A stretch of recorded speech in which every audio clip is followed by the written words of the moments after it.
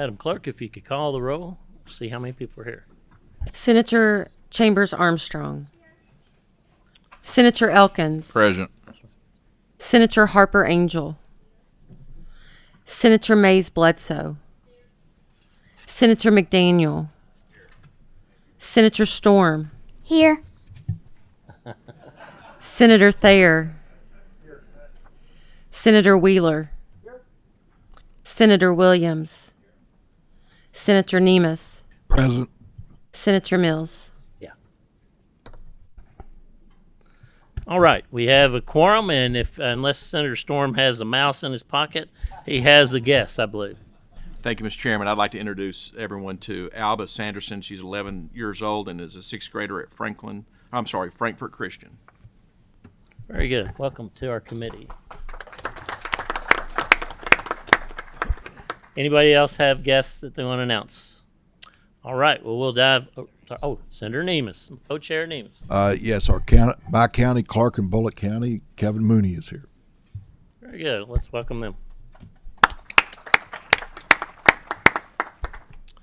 All righty. We are going to jump right in, and because of a little arrangement here for Representative Decker, she has to go chair a committee here in just a few minutes. We are going to do House Bill 580 as she moves up. I want to make everybody aware that when you walked in with your materials, you have a section by section given to you on 580, and this is related to elections, and a lot of hard work has been done on this bill. And as you see, our guest also has representatives from Clerks Association and from Secretary of State's office, and they have worked to get these changes made. This is PSS 2, and if we could get a motion to consider PSS 2. We have a motion and a second on PSS 2. All in favor of adopting the committee sub, say aye. Aye. Aye. Any opposed? Okay. The committee is sub before us, and I just want to mention in the section by section, what the committee sub does is amend section 118, 215 to move the dates that the Secretary of State must complete the certification of candidates or slates of candidates from the second Monday after filing deadline for the primary to the third Monday after filing deadline. This was requested by the Secretary of State. It's just a very tight window, and they needed a little bit more time. And then it also amended 118-225, which requires that the ballot position for all statewide office candidates or slates of candidates be determined by lot for each congressional district. This is my bill that I talked about earlier in the session that actually gives everybody a chance in a large primary to be drawn first on the ballot. And then the biggest part of the sub is at the very end. It actually removes section 2, 13, and 14 of 580, which were amended, which were amending 116, 117, and parts of 116, 117, and 117 related to fees and reimbursement rates for the clerks and treasurers. Actually, this took the appropriation out of the bill, and it also removed Section 29 related to members of the Board of Education. That issue is being resolved in an education bill. So that is what the sub does. And at this point, I'll allow Representative Decker and her guests to talk about the bill and all the work that they did. And please be cognizant of our time. Thank you, Mr. Chairman and members of the committee. Thank you for hearing this important bill today. This bill does result from months of work and many meetings with input from a wide variety of stakeholders who had a variety of political and philosophical perspectives and on many topics, but who care deeply about the continuous improvement of our election systems and who know that elections should be approached in a nonpartisan nature. The working group for this bill included various members of the House Education Committee, the executive director and legal counsel for the Kentucky State Board of Elections, and various election officials who have been chosen by voters in their counties or statewide to administer our elections various county clerks, including present and past presidents of the Kentucky County Clerks Association, former Secretary of State Trey Grayson and current Secretary of State Michael Adams, and various members of his administrative staff. We also met with representatives from the League of Women Voters and various interested citizens from across the state. Each person helped in making this bill better and in addressing issues that were identified in the election of 2023. I have with me several different stakeholders, and I would like to call on Tabitha. If you'll introduce yourself and say what you would like to say. Good morning, everyone. I'm Tabitha Clemens. I'm the county clerk in Grant County and current president of the Kentucky County Clerks Association. Honored to be with you this morning. As always, when I testify before this committee, I want to thank each of you for the partnership that we have began several years ago in working to serve the voters of Kentucky in continuous improvement throughout all of our elections here in Kentucky. The county clerks appreciate the partnership that we have built. House Bill 580 is yet another example of this outstanding partnership. Over the past year, we have worked closely with Representative Decker, Chairman Mills, and other members of the House and Senate to develop what we are calling our Continuous Improvement Bill for elections that addresses issues that were identified by the legislators, county clerks, the State Board of Election, and the Secretary of State during the past few election cycles. Representative Decker has done a great job with this bill. I do want to highlight just a few pieces of information that we feel like as county clerks are important. This bill gives additional time to program and set the machines in our systems.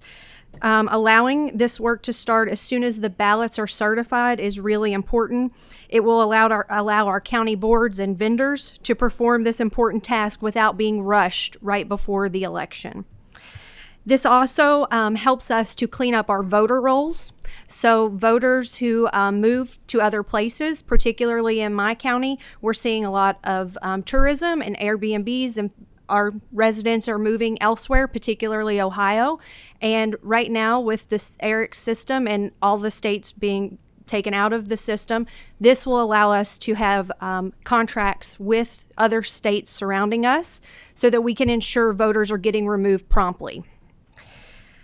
This also clarifies that the County Board of Election terms will expire the following year after a presidential election. Currently, we have county boards that will have members that will be removed during the presidential election and putting a brand new member in that position right before a general presidential election, which there's such a learning curve. We feel like this will help allow our members to be more prepared as we go into the next election cycle.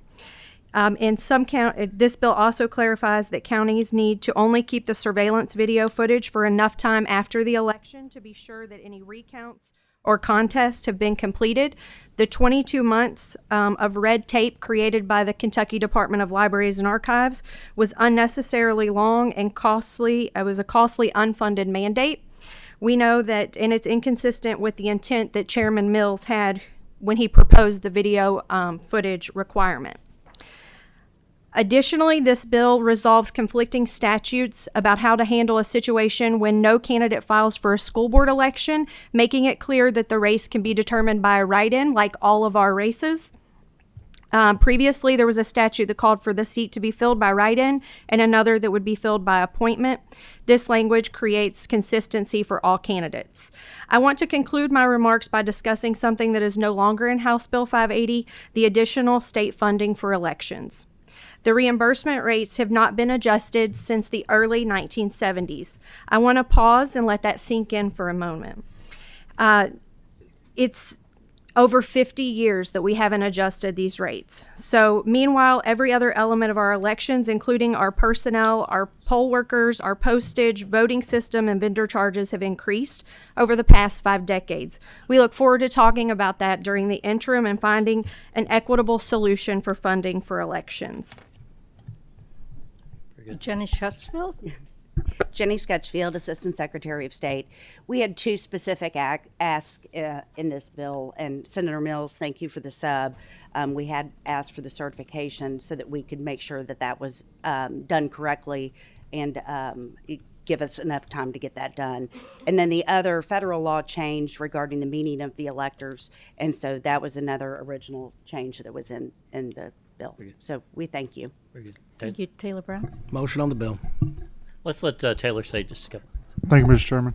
I just wanted to point out, I'm Taylor Brown, General Counsel for State Board of Elections. I want to point out two of the provisions that are important in this bill to State Board of Elections. Number one is found in Section 1, and that's what Tabitha mentioned. It's the part about entering voter list maintenance agreements.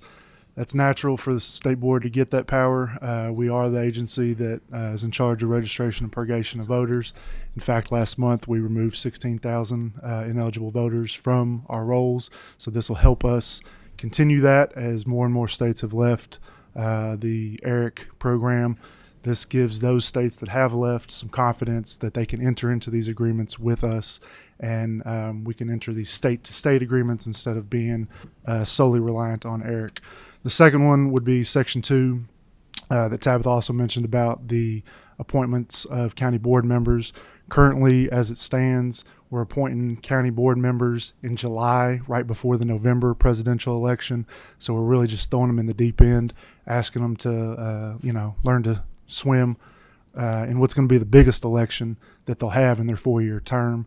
In this bill, we'll appoint them after the presidential election, so that way they'll have their entire 4-year term to build up to what'll be their biggest election. So those two provisions are very important to the State Board. Thank you, Mr. Chairman. Thank you, Representative Decker, and thank you to the KCCA and SOS for y'all's work on this too. Very good. Now, Senator Wheeler. Motion on the bill. We have a motion second. We have a couple questions. Senator Mays Bledsoe has the first question. Thank you, Chair, and I really appreciate the hard work I know has been put into this bill by a number of people. So this is more just out of curiosity, and I haven't had a chance to ask you earlier.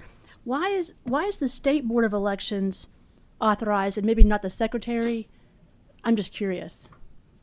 I'm sorry. For list maintenance? For authorized to enter into agreements,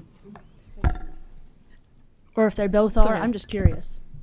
So if you look at KRS 117 off the top of my head here, I believe it's 0253H. State Board already has the power. Again, off the top of my head, I believe it says to seek information to further the activities of list maintenance or whatever. So as all the states, we've lost, just in the last year or two, we've lost a number of our border states: Ohio, West Virginia, Virginia, Missouri. Tennessee was never in it.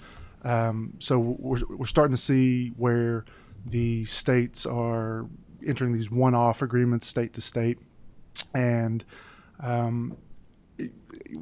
it's a lot of lawyers, right? So I get it. I'll be the first to tell a lawyer joke, but they want to be sure, right? And so this just makes it extra clear that we do have that authority to enter into, black and white agreements instead of whatever information we desire, whatever 0253H says. It's just making it extra clear. Okay, thank you. I appreciate it. Thank you, Senator Chair. Williams has a question. Thank you very much, Mr. Chairman. I very much appreciate you bringing the bill. There's a lot of stuff we need to do. We had a hour-long session where I had a list, and we came up with this list that we agreed on that should be changed, and one that maybe we didn't agree on, and one that said move it later. So I think a number of my items were in 213 and 14 that are out. Was the things that we agreed on included in this committee sub? Can somebody answer that to me? One of the, okay. Good. If you did, I believe that was the intent. That was the intent. There may be one other thing that's not in there. Right. Okay. So let me address that. On the maintenance of the videos, the surveillance videos, there was the question of 22 months, like we see in federal law for election records, in which we have in law, and then reduced down to just, the 2 years or something less than that. Have we reduced from 22 months down to the lower level, or have we maintained the 22 months? So it's with the purpose of what Chairman Mills's bill initially was, due to the cost that the counties would have to incur and the fact that the footage is there for recount and contest purposes. So the footage is there for after the election. If there's a recount that's performed and they want to see the footage after the machines are brought in, they can see that footage during those contests that would take place in court. But that's not maintained for the 22 months that all the other records are required to be maintained. It will also, there's an exception if there's an open records request or if there's a lawsuit. But no, it was taken down and to 30 days. Okay. Thank you very much. And also, I'm sorry, it's 60 days. 60 days, right.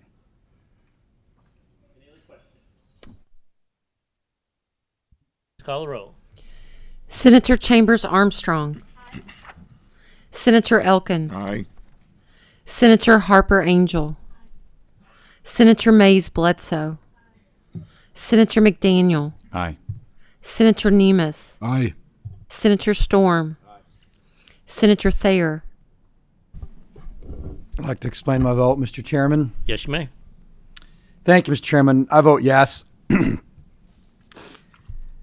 And I just want the folks at the table to know that there's only two reasons that this bill has a chance of going to the floor. One of them is Chairman Mills, who had to arm wrestle me to the ground to hear another House election bill, since there are two of them in orders of the day right now with multiple floor amendments on them that I'm trying to figure out what to do with. And the other reason is my clerk, Tabitha Clements, who also arm wrestled my other arm to the ground. So I just want everyone to know that. And also taking the appropriations out at this stage of the game was critical to move the bill forward. So I vote aye. Senator Wheeler. Aye. Senator Williams. I'm going to vote no on this. And it's the open records concern is the main thing. I understand the intent of the bill. There's a lot of good stuff in here, but open records is something that I think we should do it. And from a technological standpoint, I don't believe that it is a significant cost, and we should provide that cost to the clerks as a state level for this information. So there may be a couple of other minor differences, but that's the main reason that I'm voting no. Senator Mills. I vote aye, and I want to explain my vote real quick. I'm proud of the work that we've done over the last several years amongst all the interest groups that are here involved in elections. Kentucky's elections are safe and secure, and we're doing a great job. There's many people looking over them to make sure that we can count on our results when we hear those results on the TV and radio. So proud of the work that we're doing here. And House Bill 580, amended with PSS 2, passes with favorable expression 10-1. Thank you, folks. Thank you. All right, next on the agenda is House Bill 99. Representative Johnson and your guests. As they're walking up, this is the KPPA cleanup bill, and he's got a couple of experts with him. If you can introduce yourselves for the record. Thank you, Mr. Chairman. State Representative DJ Johnson, 13th District. Hello, I'm Erin Surratt. I'm the Executive Director of the Office of Benefits at the Kentucky Public Pensions Authority. Let me make just a couple of comments. This bill has been around for a couple of years, and we passed over it last year, and there's so that's why we're hearing it this year. Representative Johnson. Thank you, Mr. Chairman. Excuse me. House Bill 99 updates KPPA administrative processes, codifies existing policies, streamlines the disability benefit application process, and makes some technical changes to respond to a court case impacting Senate Bill 151 passed in 2018. It did pass on the House floor 94-0. There are several technical changes that I would be glad to get into if we want, but I did want to highlight with Ms. Surratt talking to this about the what else? Disability review. The disability review. So I would like to hand that to her if you don't mind. Absolutely. Today, the change that is in the housekeeping bill, the current process requires that for initial disability application to be reviewed by 3 doctors. And the change in the housekeeping bill, excuse me, requires that the application, the initial application, be reviewed by one doctor initially. If that is an approval, then it is an approval. If it is denied by that first doctor, then it would go on to a second doctor to either approve or deny. Motion on the bill. Second. All right, we have a motion from Senator Thayer, second from Senator Nemus. Any questions from the folks in front of us? Madam Clerk, please call the roll. Senator Chambers Armstrong. Senator Elkins. Aye. Senator Harper Angel. Senator Mays Bledsoe. Senator McDaniel. Senator Nemus. Aye. Senator Storm. Senator Thayer. Senator Wheeler. Senator Williams. Senator Mills.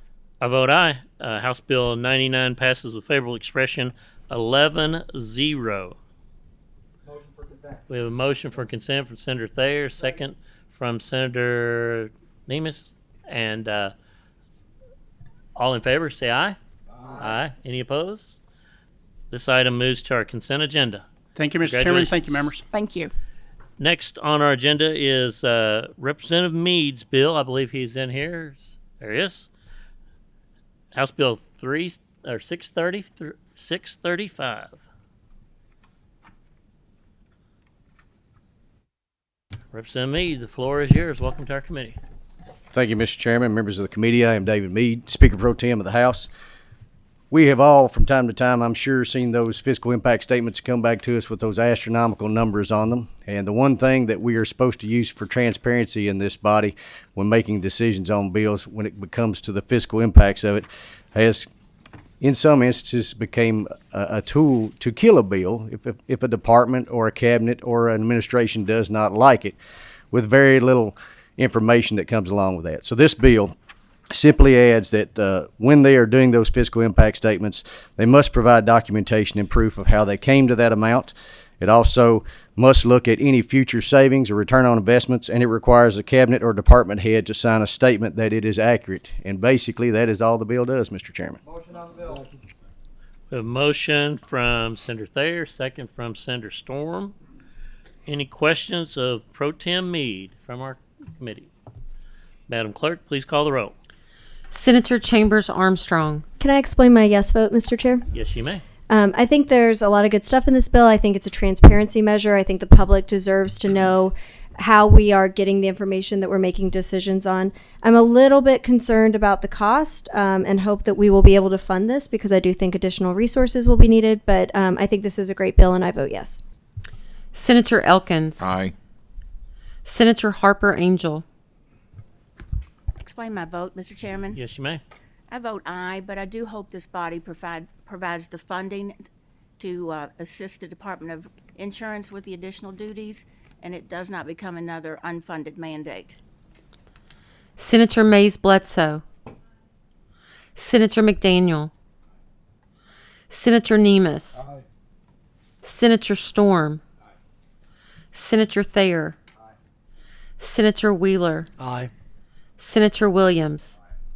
Senator Mills. I vote aye, and House Bill 635 passes with favorable expression 11-0. Thank you all very much. Is there a motion for consent? Motion. We have a motion from Senator Elkins, a second from Senator Wheeler. All in favor for consent, please say aye. Aye. Any opposed?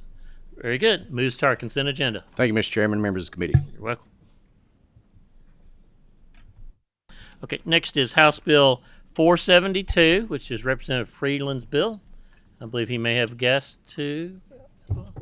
Yes. This bill has a Motion on the sub. Thank you. And is there a second on the sub? Motion is second. All in favor of adopting the sub, say aye. Aye. Motion passes. We have the substitute version before us, and the substitute version deleted Section 2 from the House bill. Representative Freeland. Thank you, Mr. Chairman. Ladies and gentlemen, House Bill 472 is a protection of sorts for cities, for any planned community. And I do have J.D. Cheney, who I'm sure you know, very well, is with me this morning and to help me present this, and I'll let him speak on it if that's okay. Mr. Cheney. Yes, sir, Mr. Chairman. You all are probably pretty familiar with this bill. The former senator from Clark County carried a piece of legislation for several sessions through. This was a component part of that bill. And last year, I guess we lacked a little bit of faith in the senator from Pike getting the bill across the thing. So we decided to take our component of that bill out. So this has been debated for a while. The senator from Pike successfully passed his. So here's our component part that's been discussed for a while that would just allow a city to go to the circuit court to appoint a receiver for maintaining any commonly held property within the jurisdiction. That way the cost didn't go back to the taxpayer. So with the Senate committee sub taking the other provision out, it has no impact on the senator from Pike's legislation that he passed last session. And it just simply adds that one component. We have a motion. Is there a second? Second. I have a second from Senator Storm. Senator Thayer has a question of the panel. Thank you, Mr. Cheney, Representative Freeland. I worked very hard with the former senator from Clark, to make sure that I can express my First Amendment rights along with the rest of us who live in homeowners associations and put up a campaign sign within 30 days of the election on our own private property. I want to make sure that my HOA president doesn't threaten to put a lien on my house again this fall when I express my First Amendment rights and put up a yard sign for the person I hope will follow me in this seat. I'll even come put the sign in your yard. Okay, good. I have arm wrestled my HOA to the ground, and I don't want to make sure that we take any backward steps on the First Amendment in this bill. Can you assure me that we're not taking any backward steps as it relates to this topic? Yes, sir, Leader Thayer. It makes no amendments to the legislation. Now it's passed last session in the senator from Pike's legislation. So it maintains that component that you passed last session. Excellent. Representative Freeland, you are welcome to join me on 30 days before Election Day in the primary and the general and put up I'll do it. Yard signs to support the candidates of my choice and express my private property and First Amendment rights. Thank you. All right. We have a motion and a second. Any other questions? Madam Clerk, please call the roll. Senator Chambers Armstrong. Aye. Senator Elkins. Aye. Senator Harper Angel. Aye. Senator Mays Bledsoe. Aye. Senator McDaniel. Aye. Senator Nemus. Aye. Senator Storm. Aye. Senator Thayer. Aye. Senator Wheeler. Mr. Chairman, explain my aye vote. Yes, ma'am. Hey, JD, never underestimate a mountain man. Senator Williams. Senator Mills. I vote aye. House Bill 472 is amended with PSS 1. Passes 11-0. Is there a motion for consent? Second. Motion from Senator Elkins, a second from Senator Storm. All in favor of the consent, say aye. Aye. Any opposed? This item moves to our consent agenda. Thank you, gentlemen. Thank you. Thank you so much. Next on our agenda is House Bill 482, which is Representative Dietz. See her out in the audience with her guests. Welcome to our committee. If y'all can introduce yourselves for the record, and the floor is yours. Thank you, Mr. Chair, members of the committee. Stephanie Dietz, State Representative for the 65th District. Pat Morgan, Chief Deputy, Kenton County Sheriff's Office. Sean Butler, Executive Director for the Kentucky Police Chiefs Association. Gentlemen, welcome back to the table. The Kentucky Law Enforcement Council is a governing body that oversees the certification for curriculum, instructors, and police academies set up under KRS 15.315. Under the current statute, neither Owensboro nor any agency from Northern Kentucky has had an opportunity to be appointed to this independent administrative body.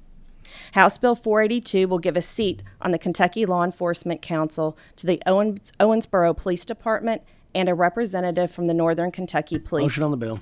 Second. We have a motion from Senator Wheeler, a second from Senator Thayer. Any questions of our panelists? Madam Clerk, please call the roll. Senator Chambers Armstrong, Senator Elkins, Aye. Senator Harper Angel, Senator Mays Bledsoe, Senator McDaniel, Senator Nemus, Aye. Senator Storm, Senator Thayer, Senator Wheeler, Aye. Senator Williams, Senator Mills, I vote aye. House Bill 482 passes with favorable expression 11-0. We have a motion from Second. Senator Thayer, second from Senator Storm on consent. All in favor say aye. Aye. Aye. Any opposed? Congratulations. This moves to our consent agenda. Next item is House Bill 583, which is Representative Lawrence. He's got a guest with him as well.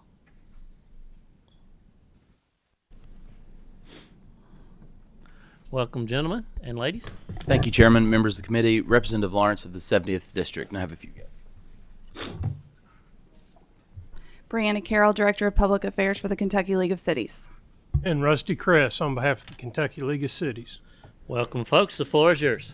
Thank you. House Bill 583 is a simple one-paragraph bill that will amend a 5-year-old statute to correct the oversight and to add city mayors to the list of officials that a Energy and Environmental Cabinet notifies in the event of an environmental emergency if it's declared in their jurisdiction. Second. We have a motion from Senator Elkins, a second from Senator Wheeler. Any further questions of our panelists before us? Madam Clerk, please call the roll. Senator Chambers Armstrong, Senator Elkins, Aye. Senator Harper Angel, Senator Mays Bledsoe, Senator McDaniel, Senator Nemus, Senator Storm, Senator Thayer, Senator Wheeler, Aye. Senator Williams, Senator Mills. I vote aye. House Bill 583 passes with favorable expression 11-0. Any interest in consent? Motion for consent from Senator Thayer, second from Senator Storm. All in favor of consent, please say aye. Aye. Any opposed? This moves to our consent agenda. Thank you. Thank you, Mr. Chairman, members. You're welcome. All right, our final item of the meeting today is House Bill 509. This is Representative Hodgson's bill, and we have PSS 3, which will be before us. That is our committee substitute. So if we could have a motion to adopt the sub so we can be talking about the bill. Is there a motion on the sub? We have a motion and a second. All in favor say aye. Aye. Any opposed? We have one opposed. The sub is adopted. All right, we have PSS 3 before us of House Bill 509. Representative Hodgson, and I will tell you, we can take about maybe 4 to 5 minutes if you need, and then we've got some folks that want to testify against it, and I'm sure we'll have some questions as well. Yes, sir. Okay, You John may Hodgson, proceed. State Representative, District 36. Our Kentucky open record statutes were written in the 1970s before anybody had really conceived of email or text messaging, and as such, there is some modernization required. We've seen email, texting, and even direct messaging, Facebook Messenger, Twitter Messenger, all kinds of other methods of communicating. So we need to address that. Thus far, a lot of agencies in the last 7 or 8 years have adopted email addresses. Not all have, especially in the case of sometimes unpaid committee members on various boards and commissions, and we have tens of thousands of those in this state. We have as many as 400,000 people who are part of public agencies that are potentially impacted by the open record statute. So this bill lives on the fault line in between the public's right to know and the individual's right to privacy. And as such, there is some heat and pressure on that fault line, which we've all experienced in recent days. And, and I have sympathies on both sides. I've been a user of public records. I've also been someone who processes open records requests. And now I've also been a personal privacy advocate. So I think when you enter into service in state government, especially as an unpaid Board of Commission member, you don't surrender your right to privacy. So what this bill does 3 simple things. First off, is it says that all public agencies shall at a minimum designate an official email account for you to use in your official business. You as the employee or the appointee or the staff member. And it instructs you to use that to conduct your official business in lieu of other unofficial channels. And if you do not do that, you can be disciplined or terminated. And if you're a board member, you can be removed. So that is a penalty that we don't have now in the current open record statute. If an agency is in compliance with those two provisions, it says that agency is no longer or is not obligated to search beyond devices and platforms that are within the agency's control. Therefore, you as the individual, if you're doing what you're supposed to be doing, you can maintain your job and you don't have to worry about responding to requests on your personal cell phone, your text messages, your emails, your Facebook Messenger, and any of the myriad other platforms that may get invented. So the Kentucky League of Cities and KCO have been involved with me in making sure we crafted the language so it does not create a financial burden for them. We've come up with not a zero cost, but an almost no cost solution for them to use free email accounts as necessary. And I think this is a necessary step for us to modernize our open record statute in Kentucky and maintain that balance between the public's right to know and the individual's right to privacy. And this does also meet the same standard as the federal FOIA regulations. Senator Wheeler has a question for you. Yes, sir. Thank you, Representative. And you and I have talked offline, and I think the sub was just recently received by several of us, and I've gone through it, not an exhaustive line-by-line comparison, but it looks like on page 2 it adds officer to the original bill. I think it seems like a very minor technical change. I get that.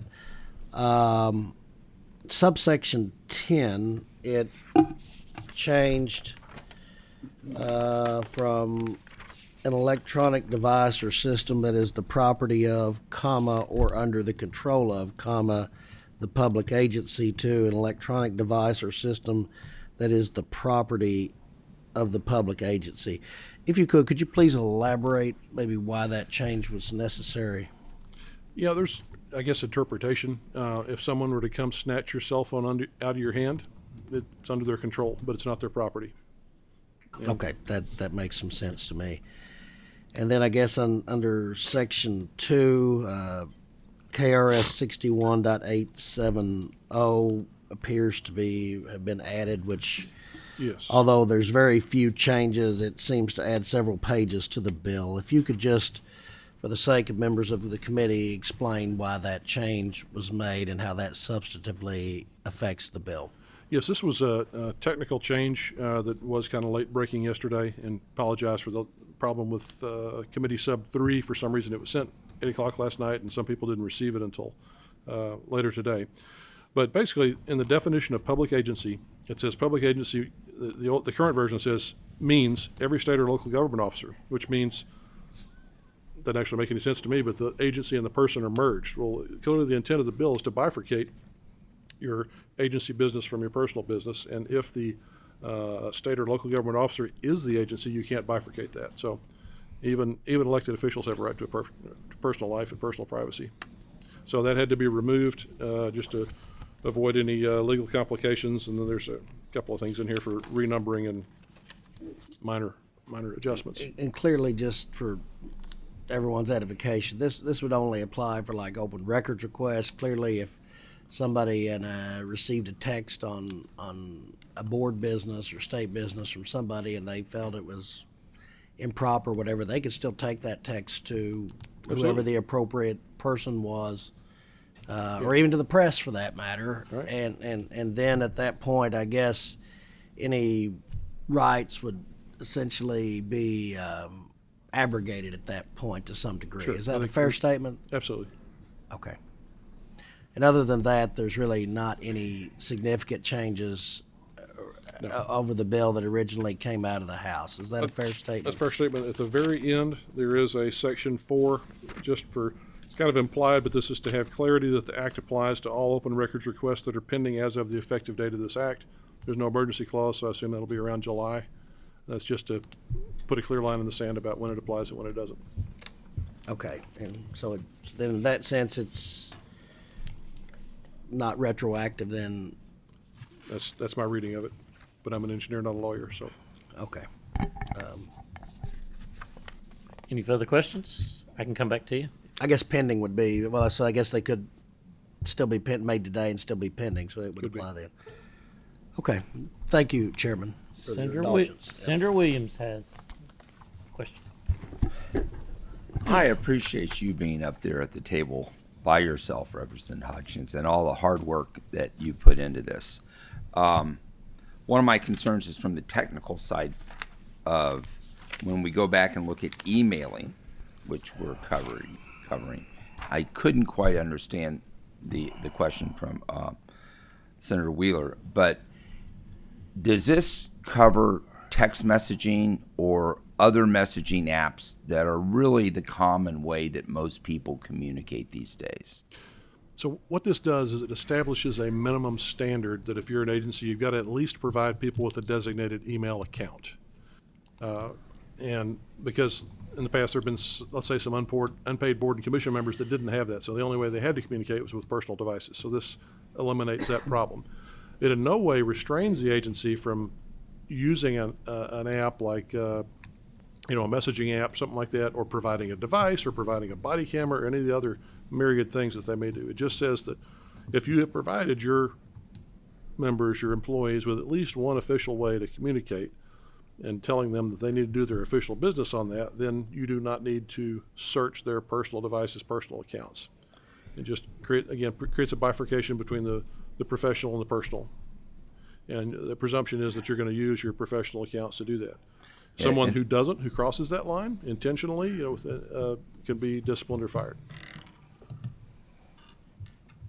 So the way I read 5 is that it says if you're going to use an email account, you got to use the email account they provide you. But I don't know if there's anything that's preventing them or requiring them to not to use a text messaging or a messaging app like Signal or some other app for official business. It's not an email system. Well, yeah, there's nothing now that would prevent you from doing that. There's nothing to prevent you from making a phone call or having a face-to-face conversation. But if you are, I think you're putting yourself in jeopardy if you are asking someone to create official state actions without a record being made of that. If you're going to approve a contract, hire somebody, fire somebody, something like that, then you better have an official record of the authorization of that action. Okay, thank you. Senator Chambers Armstrong has a question. Thank you, Mr. Chair. I had a question about the sub on Section 2, similar to Senator Wheeler's question, but I just want to make sure I understand it. So I'm on page 4, line 3 of the sub. Mm-hmm. Is it true, I think in the previous version, it did not strike every state or local government officer from being covered by the Open Records Act. My reading of this is we are exempting every state or local government officer from the provisions of the Open Records Act. Are you reading that the same way that I am? Oh, absolutely not. No, this is only the definition of public agency.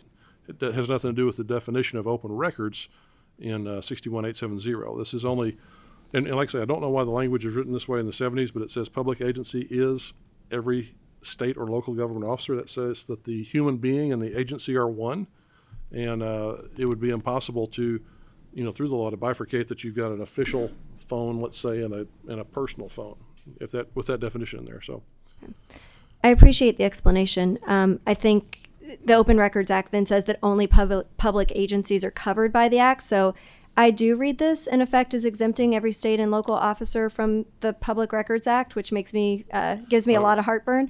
But I do appreciate your answer. Okay. Thank you, Mr. Chair. Certainly not the intent. Yeah. Senator McDaniel has our last question. Mine was largely like Senator Chambers Armstrong, but I'm going to try to behave like an attorney, even though I'm not one. And I'll just redirect. Does the language on line 3, or do any of the changes of this bill exempt anyone from coverage under the Open Records Act who is currently covered? Not to my understanding. Thank you. All righty. If Representative, if you can step back, and we've got 5 people signed up, and if we can hold on just a second, sir. If we can have time for them, maybe about a minute or a minute and a half. We can't allow a whole speech to be read. Okay. So first is Mike Abbott. Thank you, sir. You knew you were first. You signed up. So Thank you, Mr. Chairman. My name is Michael Abadi. I'm the Abadi. My apologies. No problem. I'm an attorney at Kaplan, Johnson, Abadi, and Bird, and I serve as general counsel of the Kentucky Press Association. We strongly oppose this bill, and I have 2 points in my brief time. Senator Armstrong is exactly correct. This change in the new last-minute substitute exempts the governor completely from the Open Records Act, every constitutional officer from the Open Records Act, every elected mayor, every elected city council member, every elected school board member. The reason 1A is in there is because you can only request records of a public agency. That was 1A for a reason, and it's because our elected officials in this Commonwealth have to answer to the citizens who elect them. And if we delete them from the definition of a public agency, their records are not subject to inspection under the Open Records Law. Yes, maybe the school board administrative records are available, but the school board members' records wouldn't be. The governor's office as a whole would be exempt. The governor's office is not a public agency. So that's the first point. The second point, to Senator Williams' question, there is nothing in this bill that says don't text or signal or anything else. And the bill expressly exempts agencies from searching for something sent other than by email. We saw in the JCPS audit this week, the auditing firm said, hey, our senior employees felt they were encouraged to use text instead of emails because they're less susceptible to open records law. That's going to be the norm. That's what everybody's going to do if you pass this bill. That is what's going to happen. It's human nature. So I understand the desire to create email accounts. I think that's a good thing. But on balance, this law doesn't enhance transparency. It destroys it in a very un-American way where the citizens of Kentucky will no longer have access to records they've had for 40 years. And I think the fact we're doing this in a last-minute committee sub is detrimental to the citizens of the Commonwealth and to my clients, the press, because we don't have a chance to vet these things and raise concerns as this bill is rushing through and headed back to the floor. If you can hold there, Senator McDaniel has a question. So I just want to be clear that what I'm hearing is that your testimony is that completely to the contrary, you believe that this does exempt the governor, all executive branch officers, etc., from the Open Records Act. Yes, Senator, and because the open records definition also includes any body whose members are appointed by a public agency, if we delete 1A, you're also losing any body whose members are appointed by the governor or by, a mayor. There's all sorts of other public agencies that flow from 1A that are only public agencies and subject to open records because they're appointed by the governor. Think university foundations, other nonprofit boards that are not fully governmental, but they're governed and controlled and appointed by the governor. Those are all gone too. None of their records are available under the committee sub. Mr. Body, let me ask you a question. So is it possible that another attorney that didn't represent the Kentucky Press Association could have a different interpretation of what you're reading? Is it possible? Senator, I don't believe anybody reasonably looking at deletion of 1A could say that it leaves the governor or any other elected official subject. Some agencies on which they serve, their administrative records may be, but there's a reason this was 1A when the law was enacted 30 years ago. Very good. Senator Wheeler. My understanding, and I've got some friends in the press, maybe a lot of people don't realize that, but I do. My understanding was that the original bill, that y'all weren't thrilled about it, but you were, to some degree, could live with it. Is that it? No, you hated the original one too? No, sorry, Senator. The version that passed out of the House was better than the original proposal, but we still opposed the loophole for text messages. Okay, well, but so is your biggest beef with this Senate committee sub the new addition regarding subsection, I guess, 2? We oppose the entire bill. Obviously, I think 2 is more destructive. Okay. So what you're saying is the original bill, even if you don't like it, is something you could live with more than... No, Senator, for the reason I was explaining to Senator Williams' question, I think creating a loophole that encourages everybody to text or signal or direct message is profoundly destructive to government transparency. All right, let's get... Oh, sorry, Senator Wheeler, are you finished? I apologize. I cut you off. Okay, let's get our other guests up here. Next is, let's go with Liam Gallagher. Sorry, Liam. Liam, 1 minute or 1.5 minutes or so. Try not to repeat what Mr. Abadi has said. Yes, sir. Thank you, Chairman Mills and members of the committee. My name is Liam Gallagher. I'm the Legislative Director for Americans for Prosperity. For those of you who know us, we're a more conservative organization, so the fact that we are here with the Kentucky Press Association should raise alarm bells. Freedom of information laws like the Kentucky Open Records Act allow everyday citizens to hold those in power to account. Indeed, the promise of the Kentucky Open Records Act is that it empowers all of us as citizen watchdogs to shed sunlight, the best of disinfectants, on elected officials and bureaucrats alike. House Bill 509, as modified by the proposed Senate committee substitute, would frankly be a specious attempt to strengthen the Kentucky Open Records Act. In fact, it would likely lead to less transparency and possibly open the door to evasion of records management and records disclosure obligations.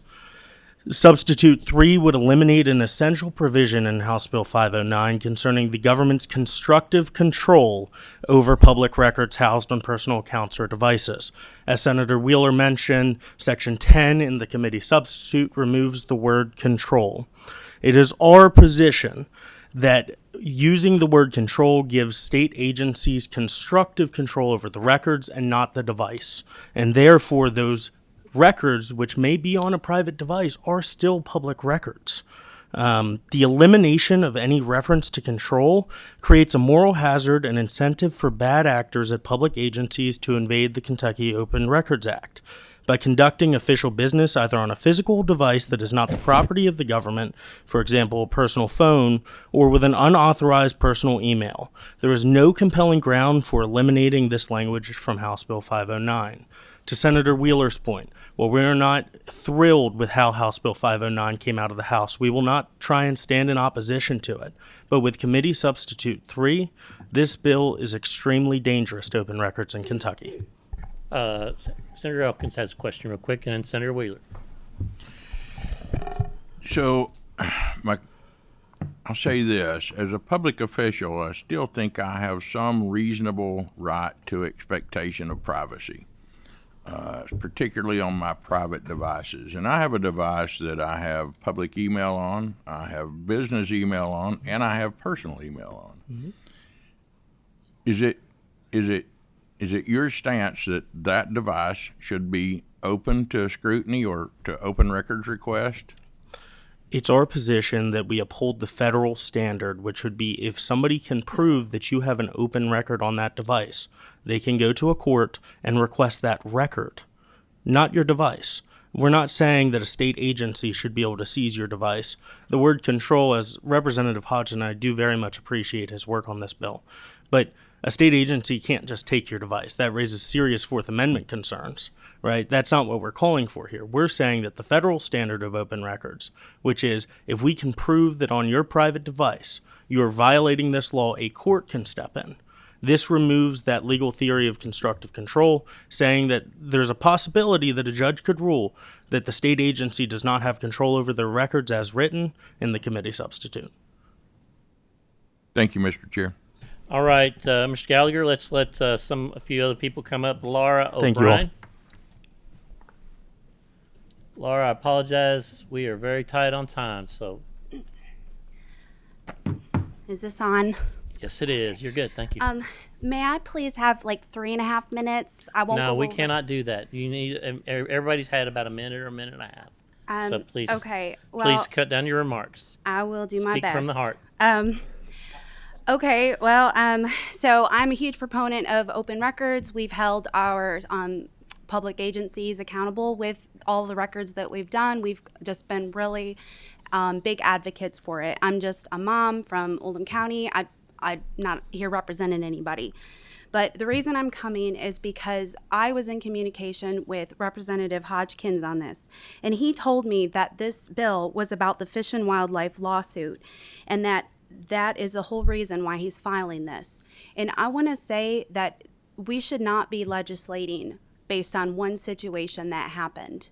And in those records, there's several legislators that have emails that are the Open Government Coalition is trying to get.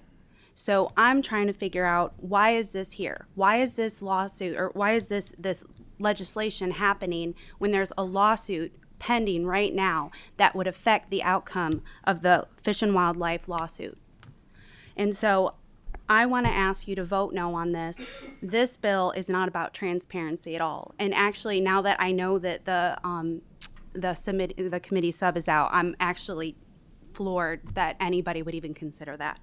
So I'm asking you to please vote no on this. I think there's a lot more to the story than what we're being told. And I just ask that you just do the right thing and strike it down.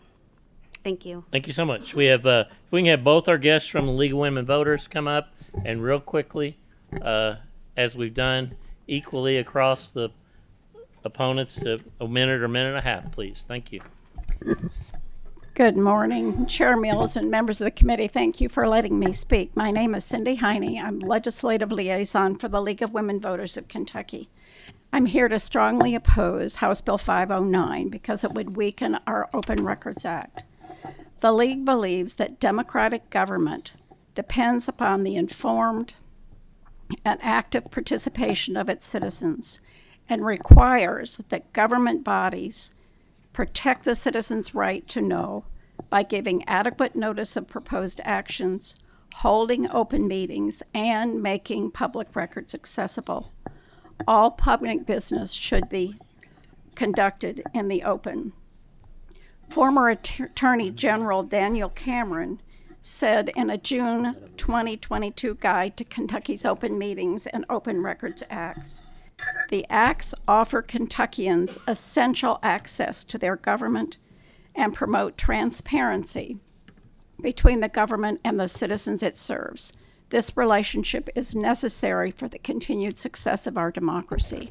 After hearing comments on the committee substitute, which we have not seen, we are even stronger in our opposition to this bill and ask that you vote no on House Bill 509. Thank you. Thank you, ma'am. Thank you so much. Representative Hodgson, if you could come forward and if you'd like to make a closing statement, if there's any additional questions of the representative while he's in front of us, quickly, we'll take those. I'll just make reference to one thing with the Fish and Wildlife case. That is, in fact, the case that prompted this, because historically there has been people have had the privacy of their personal devices in state government, but the fact that the Fish and Wildlife commissioners did not have an agency-issued email put them in a position of jeopardy, because they didn't have an alternative except to use their personal devices. And that's the focus of the lawsuit. So this is attempting to fix that problem. This is attempting to modernize our laws based on the prevalence of email and text messaging and other forms of electronic communication. Okay, very good. Senator Wheeler. Mr. Chair, I guess if a motion would be in order, I would move we set aside the committee sub and return to the original House bill. Senator Wheeler has made a motion to unadopt the PSS 3. Is there a second?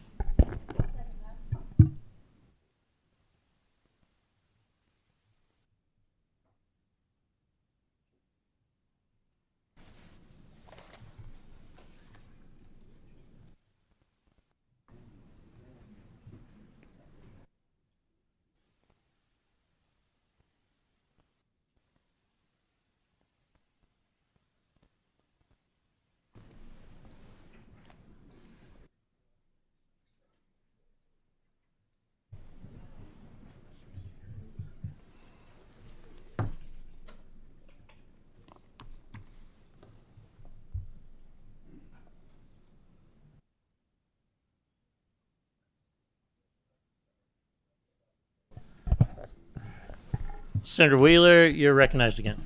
I withdraw my motion. I'll withdraw my second. Senator Storm's recognized. I make a motion to withdraw my motion to adopt the committee sub. Senator? I move to withdraw my motion to second. Okay. So we're back to the original House bill. And then all in favor, say aye. Aye. Any opposed? All right. Senator Wheeler, you have a question or comment now. I move for the passage of House Bill 509 clean. Is there a second? We have a second from Senator Elkins. Any questions? I have a question from Senator Williams. Does my comments about the text messaging still stand under the original bill?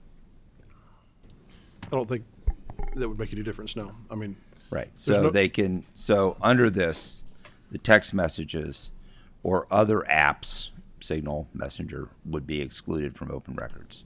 No, nothing excludes those from open records, particularly if it's an agency device. If you are texting on an agency device, that would be subject to open record Right. search. But if you have your own personal device and they give you an email account, but there's nothing in here that requires you to use that email account and not text messaging or other messaging apps. That's correct. Okay, thank you. Okay, we have a motion on the floor for House Bill 509 clean. Madam Clerk, please call the roll. Senator Chambers Armstrong. May I explain my no vote? Yes, you may. I'm really concerned about the incentives we're setting up by passing this and its impact on transparency, so I vote no. Senator Elkins. May I explain my vote, please? Yes, you may. I vote yes. I do like the fact that the bill instructs public agencies to create a means of communication publicly that's open and subject to open records request. So for that reason, I vote yes. I still think there may be some work to do on it on a floor sub, but I vote yes. Thank you. Senator Harper Angel. Explain my vote, Mr. Chairman. Yes, you may. I don't think it's a positive move for Kentucky to require less transparency on public records. And in comparison and contrast to the bill that we passed, 635, we're requiring more transparency.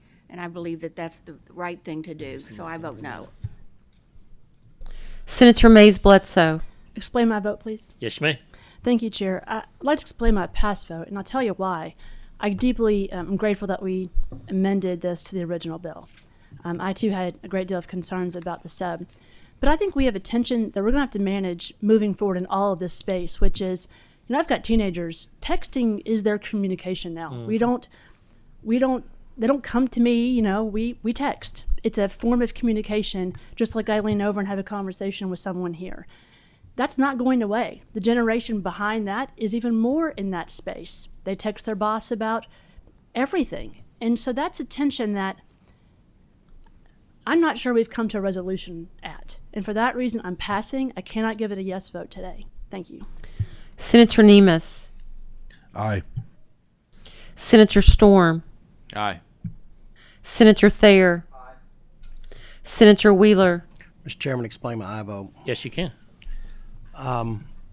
I had some concerns given the testimony today about potentially exempting the governor's office and everybody with the addition of the new subsection. Now that we've gone back to the original bill, I'm like Senator Elkins. I still have some concerns. I mean, I think Senator Mace Bledsoe voiced them well. There is an inherent tension. As an attorney, I also recognize that, you know, people have attorney-client privileges in this day and time. As part-time, you know, people have private lives, and I don't think just because you choose public service, you completely give up your private sphere.